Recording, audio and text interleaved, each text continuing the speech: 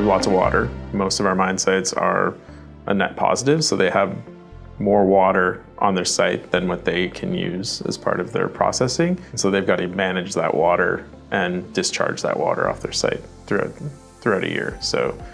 And that's only going to get worse because of climate change. So we're getting increased frequency of intense rainstorms that sites have to manage. And so now they have to figure out how they're going to manage those storms, because the way that sites are typically designed, we're talking sites that are 50 years old, some are 100 years old.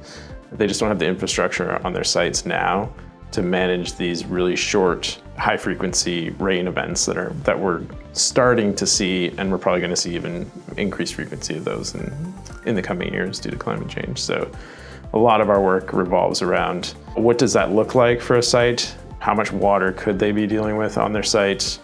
What does the water quality look like on their sites then as a result of that? And then how do we design infrastructure on the site moving forward so that's robust enough to protect them against these rain events?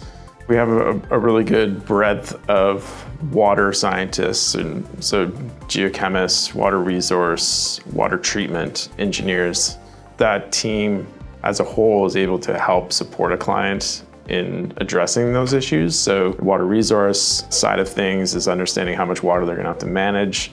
From a geochemistry perspective, we're thinking about water coming in contact with mine waste, the water quality of the seepage or runoff, what does that look like? And then from the treatment side, we're saying, we have people who can take that information in terms of the amount of water and the water quality and support them in terms of how do they adjust their treatment so they can safely discharge water from their site that's going to meet the regulatory limits that they're constrained by.